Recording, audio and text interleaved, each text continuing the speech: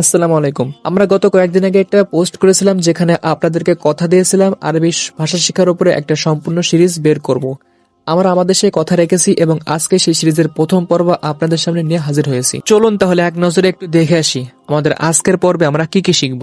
আমাদের প্রথম পর্বে আমরা শুধু আরবি বর্ণমালার উচ্চারণগুলো শিখব। আরবি 29টি বর্ণমালার যে খুঁটিনাটি বিষয়গুলো আছে সেগুলো সম্পর্কে সহজে বিস্তারিত আলোচনা করব। কারণ আরবি বর্ণমালা উচ্চারণ ছাড়া আপনি তো কোরআন পড়তে পারবেন না, সহি শুদ্ধ হবে, হাদিস পড়তে পারবেন না এবং আপনার নামাজই হবে না।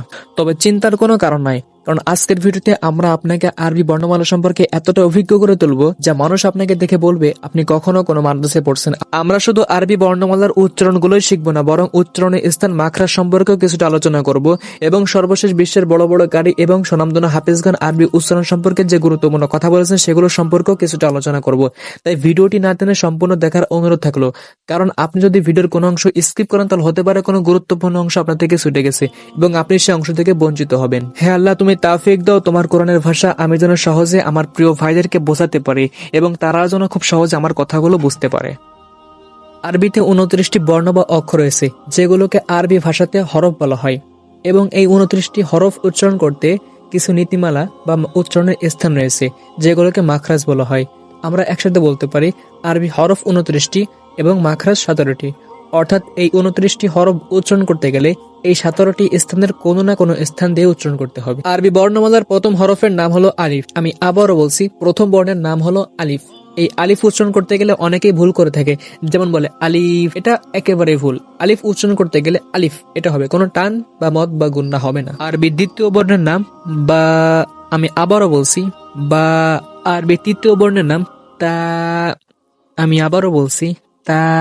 আমার সাথে সাথে আপনি উচ্চারণ করার চেষ্টা করুন, দেখবেন হয়ে যাবে এবং খুব মনোযোগ সহকারে শুনুন আমার কথা। আরবি চতুর্থ হরফের নাম সা। এই হরফটি উচ্চারণ করতে আমার অনেকেই ভুল করে থাকে, যেমন আমরা সা এরকম না বলে আমরা বলি সা সা, এরকম উচ্চারণ একেবারেই ভুল। আরবি পঞ্চম বর্ণের নাম জিম। আমি আবারও বলছি জিম। এই হরফটি উচ্চারণ করতে অনেকেই ভুল করে থাকে, যেমন বলি জিম জিম। এই উচ্চারণটা ভুল, আপনি উচ্চারণ করতে হবে একটু কঠিন ভাবে, শক্ত হবে, জিম জিম। আরবি ষষ্ঠ হরফের নাম হা।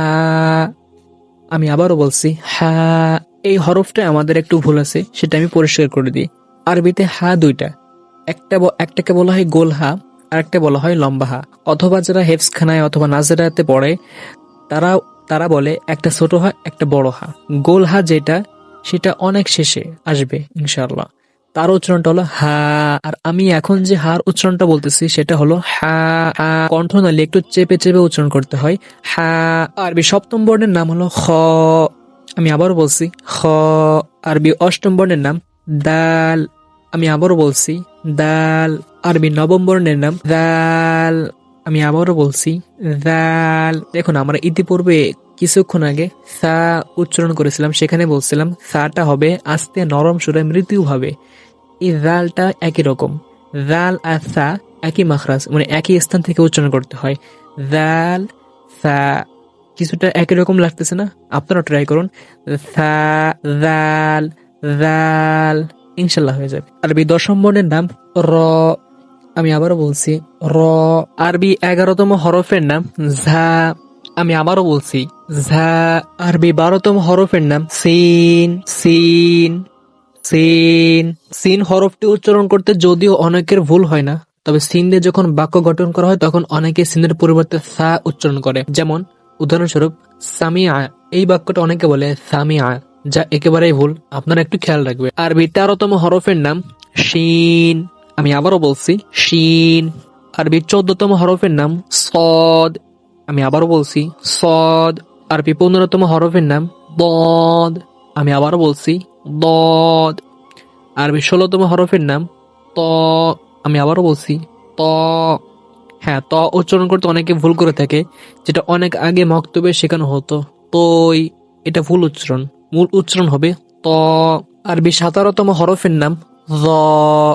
আমি আবারও বলতেছি জ। আরবি 18তম হরফের নাম আইন। কণ্ঠনালী একটু চাপ দিয়ে উচ্চারণ করবেন, আইন। আরবি 19তম হরফের নাম গইন গইন।